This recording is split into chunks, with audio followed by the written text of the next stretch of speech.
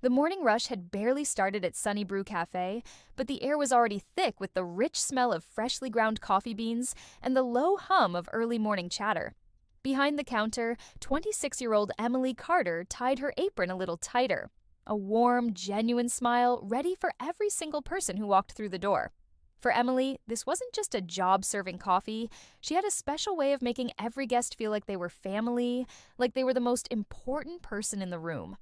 But that particular morning, a quiet old man entered the cafe. His clothes were simple, maybe a bit wrinkled, and his shoes looked like they had walked many long, hard miles. He chose the corner booth, the one tucked away from the main bustle, and sat down alone, a shadow of weariness around his shoulders. Emily noticed him right away.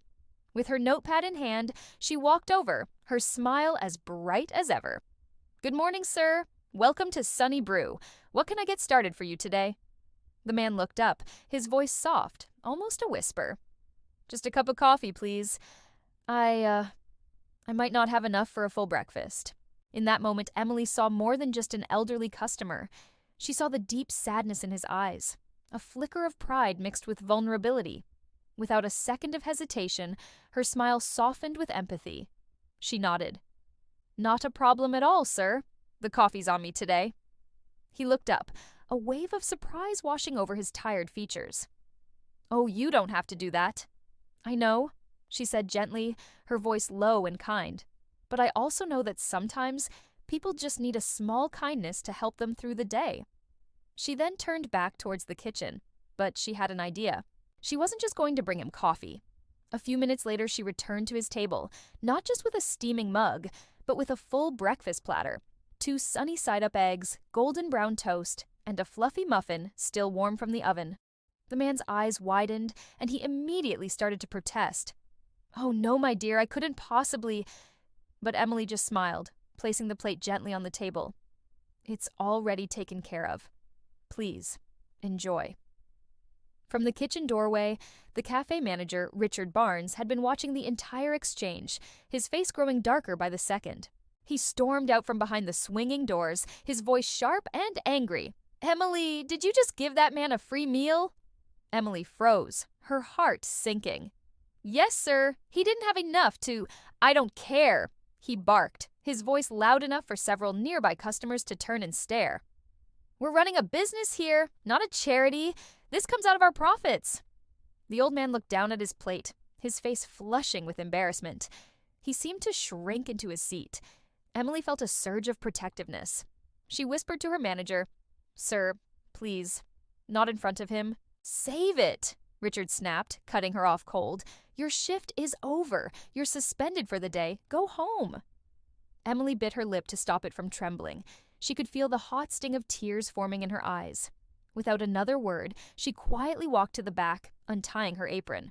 The old man in the corner watched the entire scene unfold.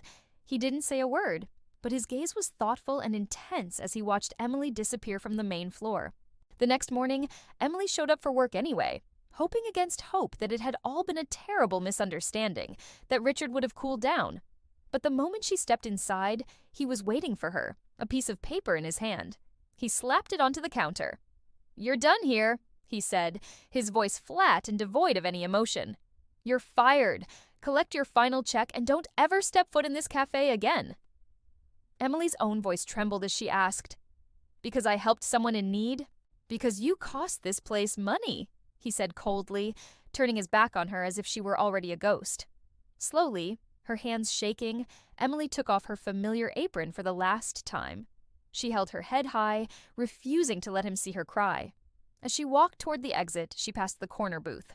And there he was again, the same quiet old man from yesterday. He looked up as she passed, his expression serious. "Morning, Emily." She managed a sad smile. "Looks like it's my last one here." He nodded slowly, a deep understanding in his eyes. "I'm very sorry to hear that." As she pushed open the door and stepped out into the bright morning, leaving her job behind, the old man pulled out his phone. He dialed a number, and when the person on the other end picked up, his voice was no longer soft and weary. It was firm and full of authority. "Yeah," he said into the receiver. "It's me. I think it's time we had a talk about Sunny Brew Cafe." The following day, the cafe staff was gathered for their usual pre-shift meeting. The manager, Richard, strutted around, bragging about how he had to enforce the rules and keep order to maintain profitability. Suddenly, the front door swung open. A group of men and women in sharp business suits walked in, their expressions serious. And leading them, right at the front, was that same old man. Richard's smug expression instantly melted into a confused frown. "Can I help you people? We're not open for another 30 minutes. The old man smiled, but it was a calm, powerful smile. "Actually, Richard, I think I can help you." He stepped forward and handed the stunned manager a sleek business folder. "My name is George Hensley. I'm the CEO of Hensley Hospitality Group, the parent company that owns this cafe, and 30 others just like it across the state." Richard's face went bone white. He stared at the old man, his mouth hanging open. You're the owner?" A wave of gasps rippled through the staff. "Undercover, yes," George replied, his voice ringing with clarity in the silent room. "And for the past 2 days, I was your customer. I wanted to see one of my locations from the ground up." He looked around at the astonished employees. "While I sat right here, in that corner booth, I saw exactly how you treat your people and your guests. And I especially saw Emily, the only person in this entire establishment who treated me, a man she thought had nothing, with genuine human kindness." Richard stumbled over his words, trying to defend himself. "Sir, I was just enforcing company policy. She was giving away inventory." George cut him off with a firm raise of his hand. "Firing someone for an act of compassion isn't leadership, Richard. It's weakness. It shows you value a few dollars over the very heart and soul of what makes a business like this thrive." He then turned to the rest of the staff, his tone softening. "Where is Emily?" One of the other waitresses stepped forward nervously. "She's outside, sir. She just came by to pick up her final paycheck." "Bring her in," George said softly. "Please." A moment later, Emily stepped back inside, her face etched with confusion and sadness, her eyes red from crying. "Mr. Hensley?" she asked, her voice barely a whisper. He smiled warmly at her. "That's right. Yesterday, you showed incredible integrity. You treated a stranger with kindness and respect when you thought nobody important was watching. That is the exact kind of character, the kind of leadership I want running this place." Everyone froze. The silence was absolute. "You mean," Emily asked, her voice shaking with disbelief. He nodded, his eyes twinkling. "I'm promoting you to general manager of this location. And starting next month, I'm offering you full ownership options. I believe this cafe deserves to be led by someone who leads with their heart." The room suddenly erupted. The staff burst into cheers and applause. Even the few customers who had started to trickle in began clapping. Richard stood speechless, his face a blotchy red with shame and humiliation. George turned to him one last time. "You're relieved of your duties, effective immediately." 2 of the men in suits quietly stepped forward and escorted the former manager out of the building. Emily stood there frozen, trying to process everything. "Sir, I don't know what to say." George smiled. "You already said it all yesterday. You said it when you told me that kindness doesn't need a reason." She finally let out a laugh, tears of joy now streaming down her face. "I thought you were just a poor old man." He chuckled warmly. "And I thought you were just a waitress. Looks like we were both wrong about each other." Weeks later, a brand new sign hung above the cafe door.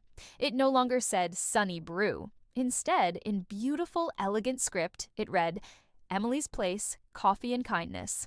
Every single customer who walked in was greeted with that same warm smile and treated like family. And every cup of coffee served was a small, powerful reminder that compassion is never, ever wasted. Because sometimes doing the right thing might feel like it costs you a job, but in the end, it can give you absolutely everything you deserve. Have a wonderful day ahead. If this story touched your heart, please don't forget to like this video, leave a comment below with your thoughts, and subscribe for more stories that inspire. Thanks for watching.